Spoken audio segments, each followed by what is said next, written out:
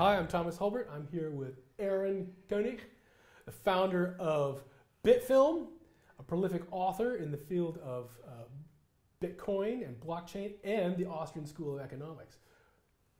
Aaron, welcome to Russia. Great. How are you doing? Great. Thank you for having me. I'm doing fine. Great. We love your book. Thank you. We love the Austrian School of Economics. Okay. We love your book. I wanted to ask you some questions. Sure. By way of introduction, to introduce you, to ask you some of the questions directly out of that book. Okay. All right. One of the questions you ask all the people in your book is It's very clever. Very clever. So well, I don't know about it's clever. Okay. Is what fascinates you with Bitcoin?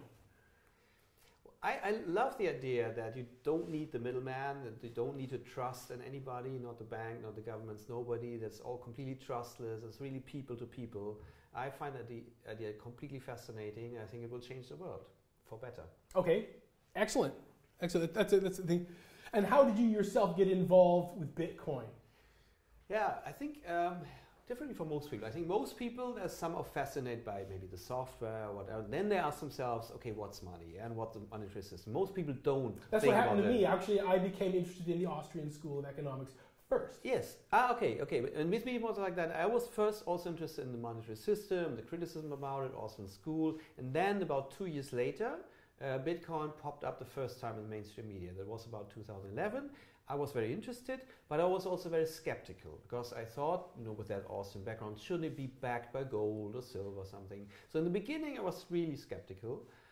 Also, the Bitcoin went down for half a year when I discovered it. So it looked like a kind of failed project in the beginning.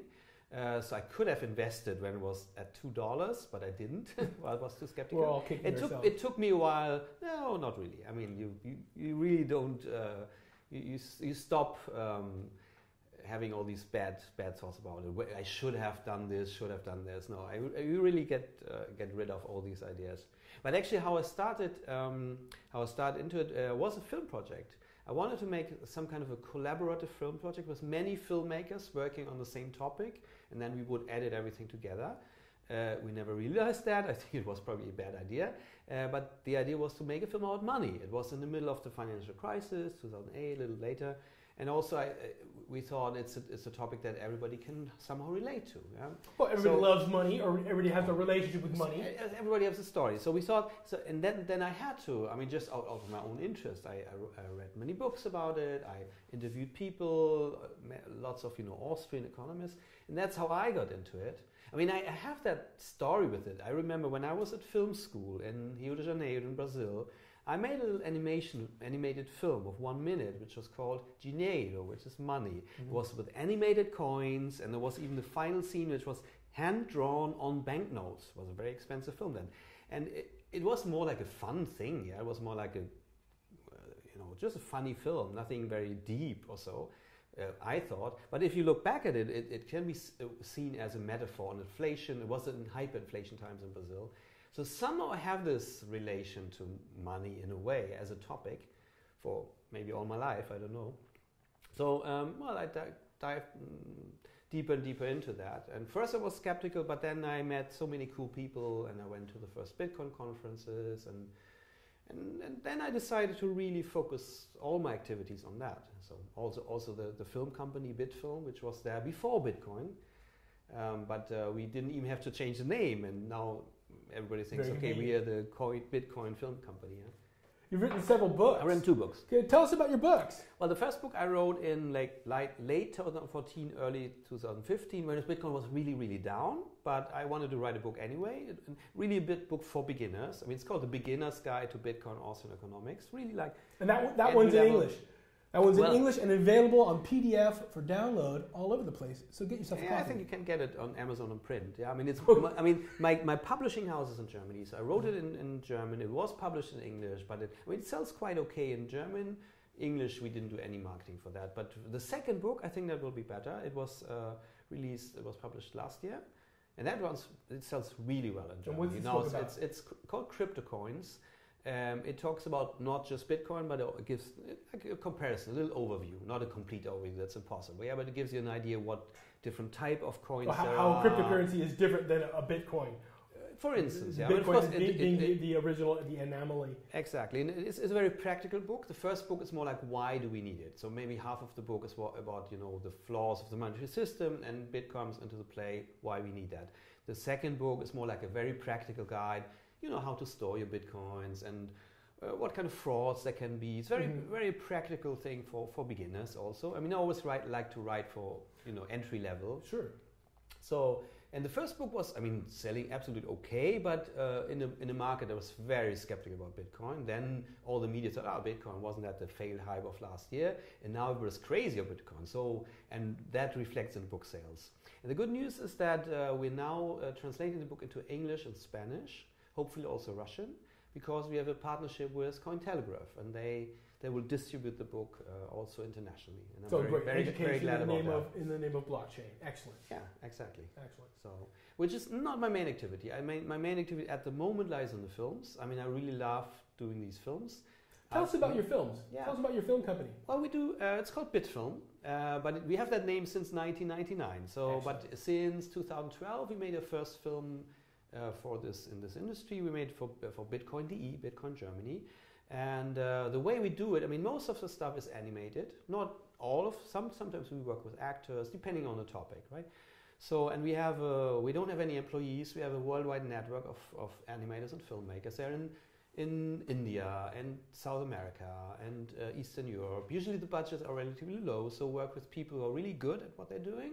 But in countries people who are enthusiastic about what they want, who make a contribution. We pay them well, like for their standards. Yeah, like I think for India we pay absolutely okay, but we couldn't afford to pay German animators, because the German taxes are too high. Well, that's the genius of having this international collaboration. Yeah, it works absolutely well, and the great thing for me is I can do it from where. Oh, sorry, I shouldn't touch this. That's all right. The great thing for me is I can do it from wherever I am. I can direct these films when I'm in the beach in Colombia. I just need Wi-Fi. That's the only thing. What are the themes that you want to touch in these films?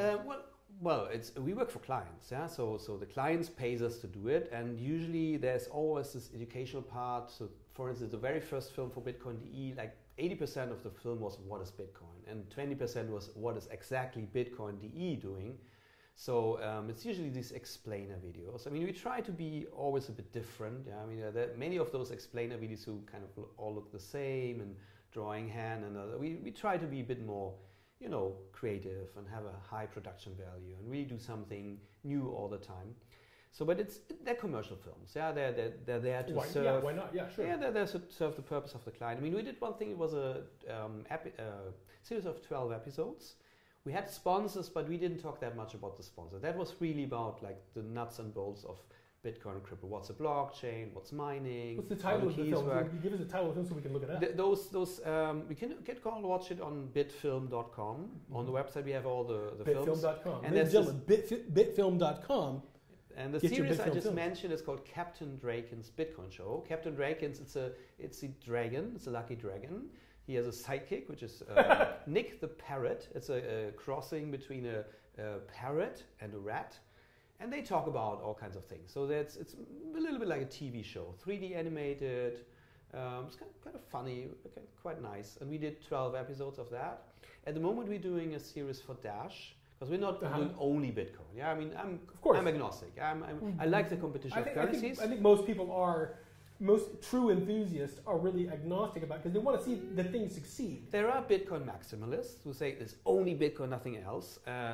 I'm just a little bit lazy. I actually wrote my book, Cryptocurrencies, to have a reason to really go deeper into all the other so-called altcoins. I don't like the term that much because there's so many of them, and then to follow all that and to always read about it, it's a lot of work. And the idea that coins compete against each other and some win, some fail, that sounds so healthy. Absolutely, yeah. This is so much like life itself. This is Friedrich August von Hayek. This is his 1976 book, The Denationalization of Money, the introduction of a free competition of currencies. At that time, nobody took it really seriously because how would you do that? But that's what we have now, and that's a great thing. So I'm not a Bitcoin maximalist. Of course, Bitcoin has this huge network effect and competitive advantage. Well, it's like the brand. In your book, you talk about Bitcoin, but you're really talking about blockchain and the underlying technologies, the distributed ledger technologies. Sure. But Bitcoin is like the flag for that. But it has lost its dominance last year. I mean, it was always like 89% of the market. Now it's in the range of like 30-40%. So something has changed. Well, because it's very simple. It's a very simple market mechanism that doesn't have a whole lot of dimension to it. Well, I think the network effect is very strong in Yes. money. I mean, you want to use the money that everybody else uses. Yeah, I think network effect in money is even stronger than, let's say, in social media. Mm-hmm. So Bitcoin definitely has an advantage, but of course they can lose it. Or I don't know who is Bitcoin. We can lose it. Some cryptocurrencies, or issues of cryptocurrencies, are interested in keeping the value of their cryptocurrency steady. So these cryptocurrencies can be used to purchase services, to be used without rapid, wild fluctuations, which make them difficult to use to pay for goods and services within a particular ecosystem. I don't see that as a huge problem. I mean, as long as they go up, nobody will complain. Yeah, when they go down, when things go up, they go down. I mean, the fluctuation is that's not no, that's not true. All right, and that's not true. I mean, if something grows and if it grows because and everybody wants to use it, I mean, the usage of computers and smartphones and all that has not gone down. Yeah, we don't talk about fashion. Yeah, we don't talk about this kind of short-lived trend. We talk about disruption. We talk about, I mean, now like a tiny percentage of the world population uses cryptocurrencies, and this will go up and up and up until it reaches, I don't know, 70, 89%. I mean, has there been any downfall in internet usage since the early 70s? No, of course not. Maybe a little dip in 2001 in the dot-com boom, but no, I think if it's a good, useful thing, people will use it, and it will just spread and spread and spread.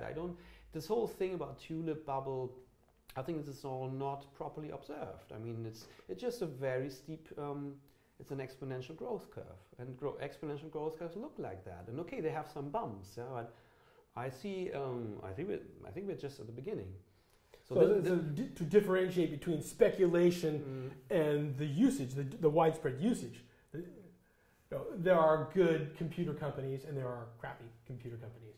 There are technology companies that produce a product that is inferior and some that is better. The whole fight between Microsoft and Apple, which is better, but it's not about the fluctuation in the value of computing. No, I mean, of course, many computer companies have died and have gone bankrupt, but in general, I mean, people still buy computers. People live online now. And I'm very sure that people will use digital cash systems we already do use digital cash systems, but they're tied to fiat. We don't use cash because cash, in my definition, is not that you can touch it, but it's that it's anonymous and that you cannot track it. Yeah? Mm-hmm. If it's an account and the government can look into it and the government can freeze it and all that, then it's not cash. Cash is if I can give that note and we can track it. Mm-hmm. So, and the whole idea of digital cash is that it's untraceable and it's really secure and really private. That's okay. So further to that idea, can you help us understand the difference between untraceable transactions and transactions that are completely audible on the blockchain network? I mean, any transaction that's been made, it can be audited and traced. It's part of the nature of the distributed ledger, right? Well, it's definitely true for Bitcoin and certainly many other crypto coins, and that is a weak point. Because why is that a weak point? Isn't that a point of transparency? Well, transparency, the governments should be transparent. But they're not. They're not. But transparency is not. I mean, my money, my behavior in money, whom I send money to, and how much and when, that's my private business, and it shouldn't nobody else's. So I think that's a fact. So we talk about privacy, and privacy is absolutely crucial for freedom and for a free society. Mm-hmm. So and that's definitely a weak point in the Bitcoin blockchain. I mean, probably people work on that, but then all these new coins like Zcash, Monero, Dash to a certain degree, Zencash, probably a number of others that are much better in that respect. And I don't know, maybe they introduce that to Bitcoin too someday because it's so important. But isn't from many people's perspective, the transparency of these coins, the ability to be audited, is part of the mechanism that makes it interesting, that makes it makes us trust the use of these coins because other people are aware of it. So we've eliminated the third party, we've eliminated the bank or the third party transaction helper, but we still rely on this medium and its ability to be verified as a medium for trust between parties that do not know each other. Of course, it should be verified. I mean, we don't talk about. Of course, there should be the consensus. I mean, I'm trying to explore the relationship between privacy and transparency. Mm-hmm.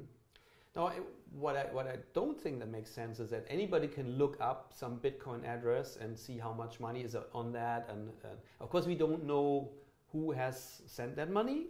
But of course, it's not that difficult to find that out. I mean, many someone people, who's dedicated to doing that. I mean, for instance, I send Bitcoin addresses via email many times. I shouldn't do that. Maybe I should encrypt my emails. But or some people they write a blog and say, hey, if you like my blog, please donate some money to this address, and then they're not private anymore. Then anywhere we could track it and see that it's attached to that person. So I'm very much in favor of like these anonymous coins, like these zero knowledge proofs and all that. I don't understand how the cryptography works. I'm not a mathematician, but I'm absolutely ideally convinced. Users shouldn't have to be mathematicians or IT specialists. Absolutely they should be people involved in the thing that they have passion with, their businesses, their creative passions, and to be able to use these cryptocurrencies to do their business, to have economic activity. Yeah. But I think the initial thing was this cash or not cash. I mean, many people, for them, cash is something they can touch, which makes sense. Yeah? But we live in a digital age, and it's great that we can send some money. Of course, we could put a banknote in an envelope and send it to the... We can't send money because there's intermediaries that want to take a chunk of this, the banks. Exactly, and it's controllable, it's stoppable. Governments can freeze bank accounts, all these nasty things that we really don't want. Yeah, and it should be unblockable, unstoppable, and that's doable. And the question, of course, does it have the same qualities as cash? Because I mean, cash is. Can we know the answer to this question before there's a convergence of cryptocurrencies? Before there's a point where people are using them as cash? Right now, they're sort of at a novelty period where this enthusiasts use it, but everybody else uses digital cash, fiat cash. Well, I use it all the time. I mean, but that's due to the nature of my business. I mean, the clients pay in crypto. I pay my people in crypto. I mean, they sit in India, they sit in Argentina. I wouldn't send them a bank transfer. Of course, but the average guy who wants to go to Starbucks and get a latte, they're not going to pay with Bitcoin. They're not going to pay with cryptocurrency. Not yet, no. I mean, with Bitcoin at the moment, it doesn't make sense because of now. Imagine there's a period when that comes. That period is coming. What will be the hallmarks? What will be the characteristics of the moments that lead up to that? This convergence where where retailers are egerly accepting cryptocurrencies. Well, I think it will probably first happen in international trade. Yeah, I mean, there's no question. If I want to pay something, because that's where the biggest block is, right? That's the biggest. I mean, of course, not many people use that, but for instance, somebody like I use it all the time, and of course, it's absolutely obvious that I pay my animator in Argentina in crypto. Yeah, who else? And then of course, she has a problem in changing back to peso, and she loses money. I think she would love to be able to pay directly with her crypto in Argentina. In Argentina, it's of course more and more popular now. Well, right? It's because people want to save in crypto in Argentina because of the sliding of the fiat there. Sure, yeah. So I think it's not that urgent problem in our countries that you want to pay in like the everyday things. In Venezuela, it's a different thing. Venezuela, Zimbabwe, these countries with a completely. I mean, our company is a failure. But there it's more obvious that it's a failure. So there I think cryptocurrency will more easily come into the role of it will take root in these countries where it's already happening as far as I know. I mean, I haven't traveled to Venezuela, but as far as I know from people there, it's really like used now in day-to-day business because you don't want to carry around all these stacks of Bolivar notes, and it will happen. It's usually always like with these innovations. The early adopters, they think, oh, it will happen very soon, and then everybody else says, oh yeah, wait and see, and then it takes a little longer than you expect. But then after a while, it goes much faster than everybody would just look at the usage of the internet and mobile phones. I remember very well in the early 90s when I was talking about email and website. Everyone said, "Yeah, Aaron, yeah, your cyber stuff, haha, who needs that? It's just for freaks." And well, now everybody uses this. It's not, and the same is happening now exactly the same is happening now with crypto. Yeah, it's the same arguments even. Yeah, oh, isn't that used for criminal things and illegal? Blah, blah. I was going to ask that because it seems to be an ideal form. Cryptocurrencies seem to be an ideal form of money laundering. Yeah, untraceable. What's money laundering? That's just a term that's invented by government to come up with something so they have a pretext to control the money. Yeah? Really? So, yeah, I mean, if you want to do something against terrorism, yeah, I mean, there are many things you can do against terrorism, but the money funding thing, and I mean that's what I'm talking about is money derived from criminal activity. Yeah, but what's criminal activity? I mean, murder is a criminal activity, and selling drugs or supplying drugs. So, I mean, I'm not a drug user, not at all. So it doesn't affect us. But, but can we talk about it? You can easily. Let's see. Prohibition in the U.S. from 18 to 33. There was a lot of organized crime around it. Prohibition here in Russia as well. Also a complete and total. It always happens if you criminalize something that people use. Yeah, whether you like it or not. Yeah, we may dislike alcohol, but people will drink alcohol. So there will be this illegal business. And so you will create this black market, and you will create a lot of crime around it. And the same happens with cocaine or the other drugs. So you can look at Portugal. Yeah? Portugal has decriminalized drugs, and the drug usage has gone down, and the cities are much more secure, there's less crime. I mean, that's the way to do it. So it's not about like criminalizing these things. So what we see here is we see that cryptocurrencies have a political effect. They're the most political thing you can think about. I mean, they will change so many things. They will change the way societies are organized, not just cryptocurrencies. I mean, that's probably the span. But blockchain technology, the flagship concept of the money will change, and this will change the way we're organized on a fundamental level. Absolutely. I was thinking about regulation. If cryptocurrencies are freely independent, then their organization becomes, of course, free market based. And then what about other regulations, related regulations to this? Do the crypto society, terrible word, terrible idea, the users of cryptocurrencies, do they organize themselves? If there's no government to say what to do, the rules are formed by default? Yeah, the thing is, I mean, cryptocurrencies are regulated. They're very regulated by the code. I mean, everything's in the code. All the rules are there, and if the rules have to be changed, there's some discussions about it. Yeah, the governance problem is definitely an issue, but it's not that we need the governments to do it. We need governance. Yeah, inside self-organization. That's definitely the right term. I mean, the thing is, the monetary system that we have now. Yeah, the reason why there have to be policemen around is, I mean, who guarantees? I mean, I have $1,000 on my bank account. Yeah. But the bank can just put it on zero. Yeah? Yes, they can just do it. And in fact, they often do. Well, it never happened to me, but it's happened here in Russia many times. Only reason why they don't is because somebody will enforce it if they do. So that has to be controlled, because you have to otherwise trust somebody who could abuse that.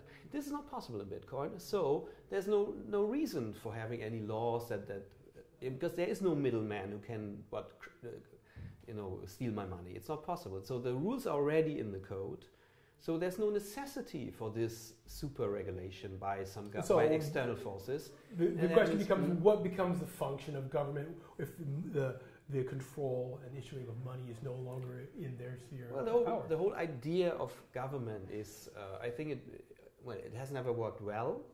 Often it has worked extremely badly. Yeah? Well, considered a necessary evil. Is it considered a necessary evil? But is it necessary? Not, of course not. Maybe it was necessary in the past, but it's definitely not necessary in the present and the future. Because so many things that so far we needed some trusted middleman. Let's say buying a house. Yeah?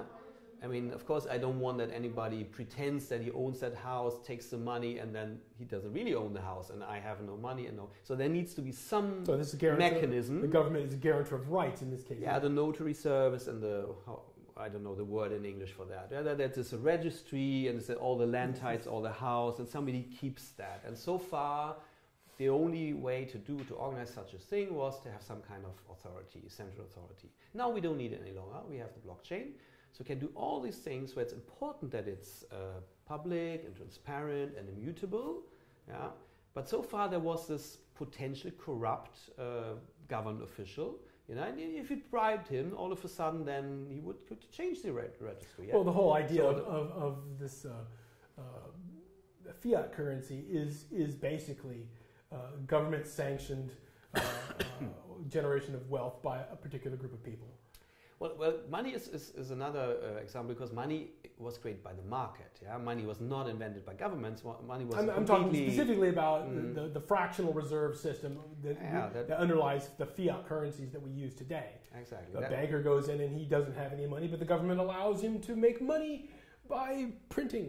Yeah, out of nothing. Yeah. So, I mean, that's if we take this power away from the government, what is the government left to do? I mean, who's going to clean the streets? Who's going to run the street cleaners? Yeah, well, I mean, this system, who will build the roads? Yeah, who will build the roads? Companies that are specialized in building the roads. The question is, who will pay these companies? That's the question, not who will build the roads. Who will pay the road building companies? Okay, great.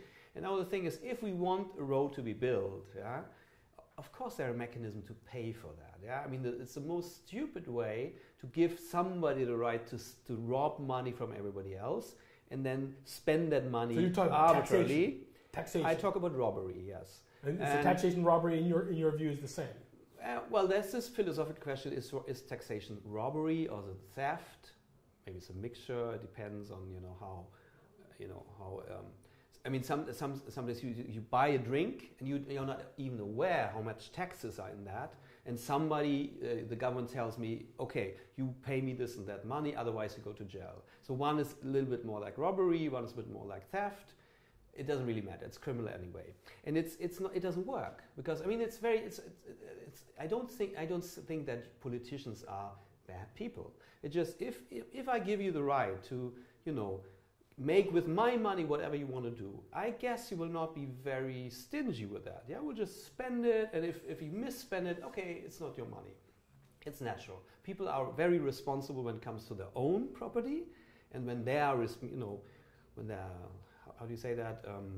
When they have to report for that. Yeah? Mm-hmm. But the politicians don't. Yeah, they get elected. They're not accountable. They're not accountable. That was the word. Exactly. Thank you.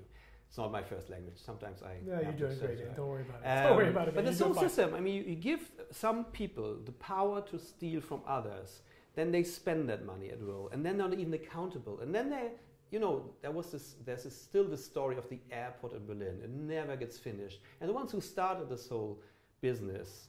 They're not even in power anymore, and nobody's accountable. There's so much money being wasted on that.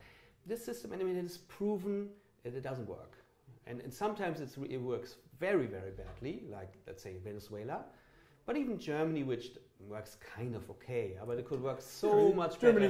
Germany's a model for many countries. But look at what really happens. The German government is a very bad government. Yeah, there's so many. Are you talking in terms of waste? Waste and just abuse of money. I mean, this whole idea of somebody has the right to steal money from somebody else, spend it, and then it's not accountable, that's a bad system. And okay, maybe there was no alternative, but now there is. Now we can absolutely trade. I mean, let's say we want to build the road, and then everybody can chip in something, and all the money is locked in that crypto account, and nobody can take it away unless the road is really built, and then everybody's happy. I mean, the model that I have in mind is much more, let's say a community that owns different flats in a house. Yeah.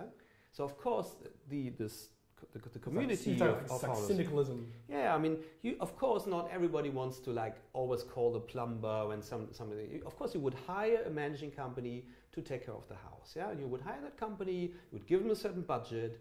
You would pay them for doing that job, and that's the role of a government. Government is a bad word. Maybe let's talk about management. Yeah, let's say we have a free private city, and of course we want some city management to do certain jobs. Yeah, call the road companies and make sure they're being paid. But if the management doesn't deliver, of course we will fire them, and not like every 4 years in an election. But no, I mean if they don't do the job, we fire them immediately and say, okay, we hire somebody else. So they're not in power We are in power. So you're and basically saying that there's employees, a completely different form of social organization that is a natural follow-up of the reorganization of money. I think so, yeah. And I think it's good because... Do you think that the fiat and the crypto systems can coexist? Can they work together? Well, they will coexist. They are coexisting at the moment. And there's a lot of traction. Yeah, at the moment you have to change your crypto to fiat, and that sucks. It would be so much better to have like a pure system. But of course we have to live with that for a while. I mean, probably not that much longer. I mean, probably the euro area could be advanced, yeah, because the euro will not survive very much longer. No. Maybe the dollar will have some more time, but the euro, how many years do you give the euro? 1, 2, 5, I don't know. So better get out of it, right? So, and that's interesting because then we can experiment with alternatives, and maybe there will be cryptocurrencies we can immediately take over. So I hope it will take a little more while so that, you know, people can prepare, people can get ready. Yeah, I mean, we're still a little bit in, you know, it's still early infant. But I mean, the ecosystem is getting more and more mature. So I think at this stage we can probably replace the common. Now, okay, maybe this thing is still too slow. I think we have to have something like the Lightning Network, something like the second layer. Well, this level of convenience established by the technology, the Lightning Network. It would take a few more years. I will hope that allow people to have a very low threshold of entry. Right now, we live in a world of instantaneous communications, instantaneous this stuff, instantaneous this. We're a world that is very impatient. You know, we want it now. Yeah. We can take we can click on our internet and get our answer now. And so we see money the same way. Mm-hmm. And so, in many ways, it's a very high bar for technology to get to the point where, for cryptocurrencies to be completely fluid, to integrate completely fluidly, we have to overcome any kind of patience. You have to be an instant choice. Do you pay with bitcoins, or do you pay with your cryptocurrency, or do you pay with cash?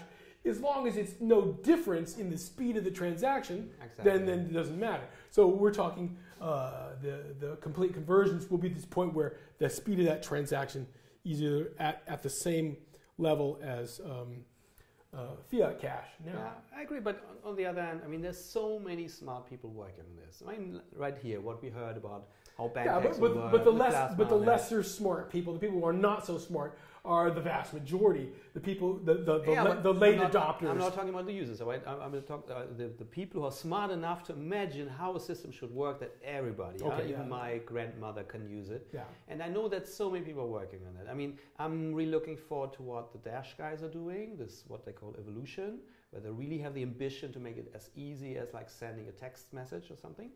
So I haven't seen it yet. Because software always takes a little long, but this could be a breakthrough. I'm really looking forward to all those second layer like Lightning Network or similar things that really speed up transactions. Of course, it's too slow at the moment. It's too expensive, obviously.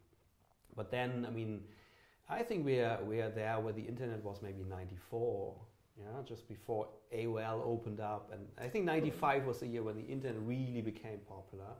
And we are not there yet. But let's see what 2018 brings. I think it'll go very fast because of the layers of infrastructure we already have, and the level of expectations we have, and also the pressure that we have from the failure of systems that we're using. For example, the default use of computers was not predicated on the failure of writing or the failure of other forms of communication. It was simply better, and when it became easier, people adopted. Yeah, but we're actually in a crunch right now where fiat economics has put the world through turmoil recently. With the crashes, the fluctuations of currency prices and stuff like this. It's always some kind of issue that is more or less pressing. I think the thing that drives people to use cryptocurrencies. What's your question? I'm trying to get to the point where we ask about the factors that cause that speed. What's going to make these things happen quickly? What you can observe that the speed is always increasing. I mean, the time when the radio became like in every household and the TV. Yeah, but that took 30 years. or even more. And this periods how long an innovation takes place. And then the internet the computer took a while. The internet was much faster. The mobile phone was even faster. What about a crisis? Yeah, crisis can be good. Crisis can be healthy. But I mean, I'm talking about the innovation speed, and we can observe that it increases. So, and also the speed. Now everybody talks about cryptocurrencies. Like 2-3 years ago, nobody knew about it, and now everybody asks me. Taxi driver wants to invest. So, okay, this could be also a sign of maybe the next crash will come, but it's also a sign that there is a lot of public awareness for that. Right. So, and now it's really in the hands of the people who work on these innovations. I'm very optimistic that all these things like lightning networks and user interfaces that really make the user experience much easier. This has to happen, but I'm very positive that it will happen, that so many good people work on that, and people want it. So, and there's a lot of money to be made with it, so, which is good. Mm-hmm. So it's the proper incentive, right? I think we are at some kind of tipping point where we'll look in 5 years, we'll look back into whatever, early 2000. It happened here. It happened at this time, yeah. Yeah, absolutely. We'll look back and then, wow, can you imagine? Then we still had this like banknotes would work to a bank. What is a bank, Daddy? Can you explain what a bank is? What is a dial phone? What did the government do? And then, they built the roads. You mean they didn't have emails back then? Yeah. Yeah. All this. Now it sounds funny, yeah. But now it would be funny to explain to some kid what happened to the world before the internet. They kind of imagine, yeah. They connect with everybody and they use all these apps, and for them it's very hard to imagine a world without that. And I think equally in maybe 5, 10, 20 years, our kids will not be able to imagine the world we live in now with all those politicians who with so much power. Well, on the contrary, the blockchain world might have developed beyond the point where we can imagine it right now. Yeah. Where they're talking about something completely different. They will laugh about it. Yeah, they will not believe us. Yeah, it's like, Daddy, come on. There was really a wall built inside Berlin. Come on. I mean, I don't believe you. Yeah? I think it will be similar like that. All right, Aaron. It's been great talking with you. My pleasure. Right. Thank you so much. Great. Thank you. Man.